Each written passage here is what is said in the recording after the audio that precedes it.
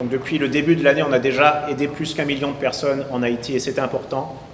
Ça prouve que malgré toutes les contraintes dans le pays, le programme alimentaire mondial arrive à atteindre quand même un grand nombre de personnes.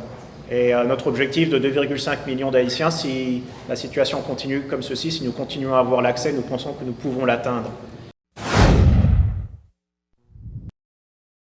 Nous sommes fiers de pouvoir dire aujourd'hui qu'en 2022, nous avons construit plus de 97 km de pistes rurales. 97 km, c'est la distance d'ici, Juvena, jusqu'à Saint-Marc.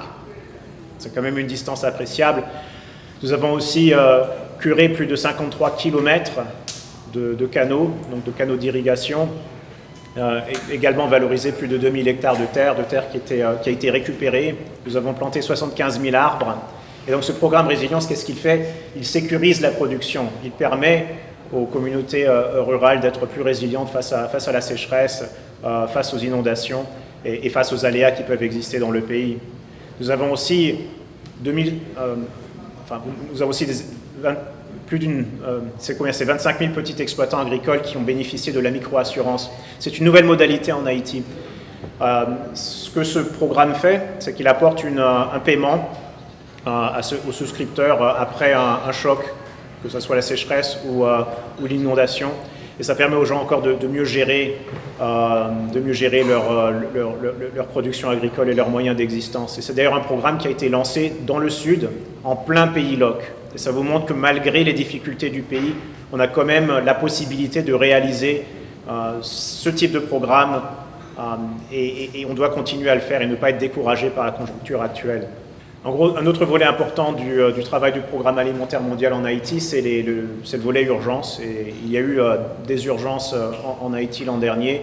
Nous avons apporté une assistance alimentaire à plus que 777 000 bénéficiaires l'an passé.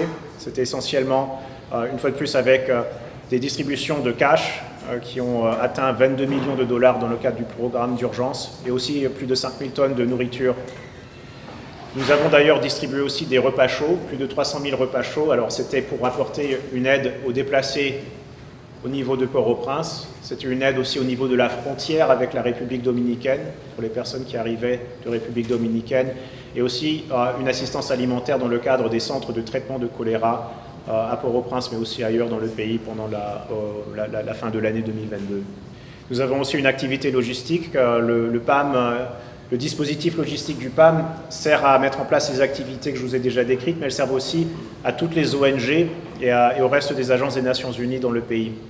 Il y a des moyens aériens qui sont mis en œuvre pour qu'on puisse atteindre tous les coins du pays avec une logistique performante. Et donc nous avons transporté plus de 12 800 passagers, pratiquement 2000 vols dans l'année 2022 et plus de 200 tonnes de cargo transportés. Une fois de plus, c'est du concret qui est fait.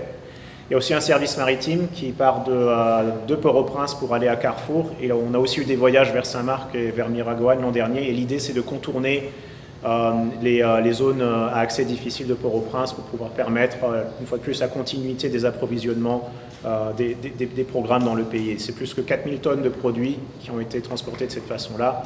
Et on a aussi une activité de carburant, de fourniture de carburant à la communauté humanitaire, qui nous permet de continuer à travailler, et notamment pendant le pays LOC, c'est une activité qui a été très importante pour permettre la continuité des activités humanitaires dans le pays. Donc là, je vais terminer avec les perspectives pour 2023. Donc nous savons que 2023 est une année qui est elle aussi difficile pour Haïti. On a parlé des pratiquement 5 millions de personnes qui sont en insécurité alimentaire aiguë dans le pays. Nous allons soutenir cette année 2,5 millions d'Haïtiens. Et j'ai d'ailleurs le plaisir de vous annoncer que la semaine dernière, on a dépassé le cap du million. Donc le millionième personne, le millionième bénéficiaire a été atteint la semaine dernière. Donc depuis le début de l'année, on a déjà aidé plus qu'1 million de personnes en Haïti et c'est important. Ça prouve que malgré toutes les contraintes dans le pays, le programme alimentaire mondial arrive à atteindre quand même un grand nombre de personnes. Et notre objectif de 2,5 millions d'Haïtiens, si la situation continue comme ceci, si nous continuons à avoir l'accès, nous pensons que nous pouvons l'atteindre.